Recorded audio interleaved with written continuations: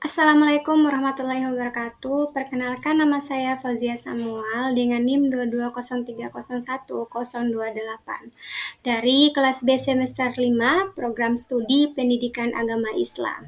Di sini saya akan mempresentasikan hasil proposal saya untuk memenuhi salah satu tugas mata kuliah Desain Riset Kualitatif sebagai persyaratan nilai UAS dengan judul proposal saya yaitu Peran Keluarga dalam Meningkatkan Kemampuan Membaca Al-Quran Anak di TPQ Bani Bakar Desa Liang.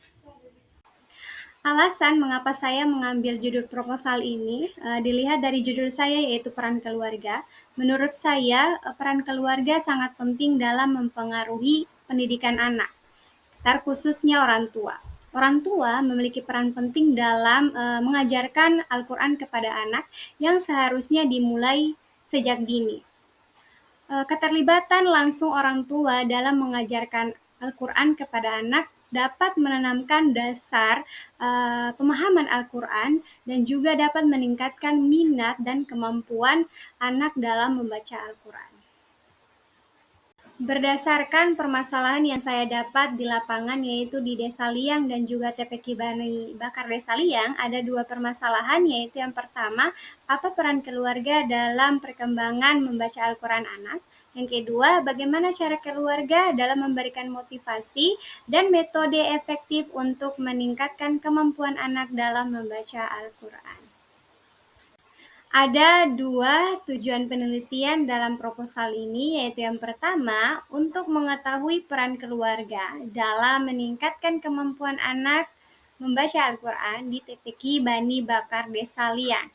Dan yang kedua yaitu bagaimana tingkat kemampuan anak dalam membaca Al-Quran di TPQ Bani Bakar Desa Liang. Ada dua teori yang saya gunakan dalam proposal ini, yaitu yang pertama teori motivasi belajar dari David McClellan. Teori ini menyoroti 3 kebutuhan dasar, yaitu yang pertama, kebutuhan prestasi. Hubungannya dengan judul proposal saya, yaitu teori ini mengemukakan bahwasanya keluarga dapat mendorong anak untuk mencapai standar tinggi dalam membaca Al-Quran dengan memberikan tantangan yang sesuai dengan kemampuan mereka dan berikan pujian atas pencapaian mereka. Hal ini menciptakan dorongan bagi mereka untuk mengatasi hambatan dan berusaha lebih keras dalam belajar membaca Al-Quran. Yang kedua, kebutuhan akan kekuasaan. Hubungannya dengan judul proposal saya, yaitu teori ini mengemukakan bahwasanya dalam konteks keluarga, orang tua dapat memberikan anak tanggung jawab kecil seperti memimpin doa ataupun mengajarkan teman sebaya. Orang tua juga dapat mengajarkan anak tentang hukum bacaan atau mengenal huruf hijaiyah. Yang ketiga yaitu kebutuhan akan afiliasi.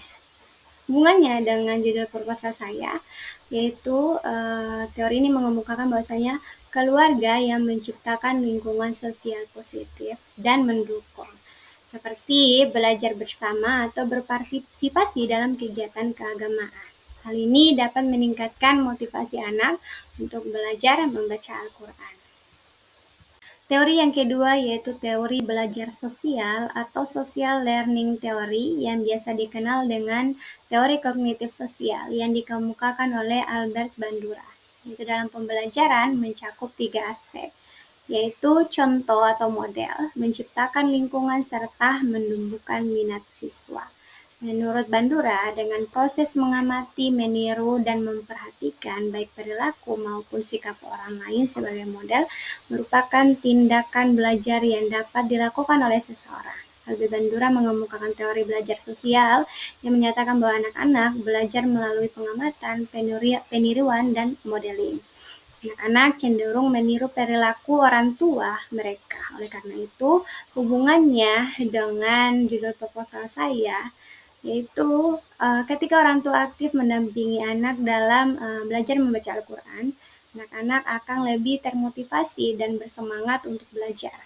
Bandura juga menekankan pentingnya reinforcement atau penguatan yang diberikan oleh orang tua untuk memotivasi anak dalam proses pembelajaran. Selanjutnya yaitu penelitian relevan. Perbedaan dan persamaan antara penelitian terdahulu dengan penelitian saya, yaitu yang pertama persamaan. Persamaan keempat penelitian terdahulu dengan penelitian saya yaitu sama-sama menggunakan metode kualitatif deskriptif dengan teknik pengumpulan data melalui wawancara, observasi, dan dokumentasi. Penelitian saya dan keempat penelitian terdahulu sama-sama menekankan pentingnya peran orang tua dalam memotivasi anak untuk belajar membaca Al-Quran. Penelitian saya dan keempat penelitian terdahulu menunjukkan bahwa dukungan dari orang tua berkontribusi terhadap keberhasilan anak dalam belajar. Yang kedua yaitu perbedaan. Perbedaan penelitian saya dan keempat penelitian terdahulu yaitu di fokus penelitian. Ida, Nur, dan Mujiman lebih fokus pada motivasi di lingkungan, sedangkan penelitian Sunario menyoroti tantangan selama pandemi. Sunario membahas kondisi sosial masyarakat saat pandemi, sementara Uzma Syafatul lebih menekankan interaksi antara orang tua dan guru. Dan dari keempat penelitian saya lebih fokus bagaimana peran keluarga, terkhususnya orang tua, dalam meningkatkan kemampuan membaca Al-Quran anak di TPQ. Selanjutnya yaitu metodologi penelitian. Jenis penelitian saya yaitu pendekatan kualitatif dengan metode deskriptif dan studi literatur. Dan subjek penelitian saya yaitu orang tua dari anak-anak yang belajar di TPQ Bani Bakar Desa Liang. Sedangkan objek penelitiannya yaitu pengelola TPQ Bani Bakar Desa Liang. Selanjutnya yaitu kehadiran peneliti. Kehadiran peneliti dalam penelitian ini bertindak sebagai instrumen penelitian sekaligus pengumpulan data. Teknik pengumpulan data dalam proposal ini yaitu menggunakan teknik observasi, wawancara, dan dokumentasi. Selanjutnya yaitu teknik analisis data. Ada dua teknik yang saya gunakan. Yang pertama yaitu reduksi data. Reduksi data dalam penelitian ini adalah peneliti merangkum hasil wawancara, meneliti dengan informan dari gadget ke laptop, selama proses penelitian berlangsung di TPQ Bani Bakar Desa Liang. Yang kedua, dalam penelitian ini saya menyajikan data dengan menyesuaikan data yang ada di lapangan. Data tersebut disajikan dengan sistematis dan bahasa yang mudah dipahami.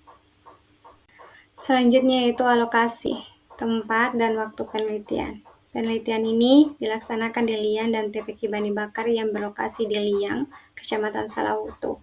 Waktu pengumpulan data terkait objek dan subjek penelitian ini dimulai pada bulan November 2024. Yang terakhir yaitu kesimpulan dan verifikasi. Kesimpulan yang dibuat oleh peneliti masih bersifat sementara. Kesimpulan yang dibuat dapat berubah jika peneliti menemukan bukti-bukti baru pada saat melakukan penelitian di lapangan, dan masih dapat berkembang apabila peneliti mendapatkan bukti baru saat di lapangan, sehingga memperoleh kesimpulan akhir yang lebih meyakinkan dan sempurna. Mungkin itu saja yang bisa saya sampaikan. Wassalamualaikum warahmatullahi wabarakatuh.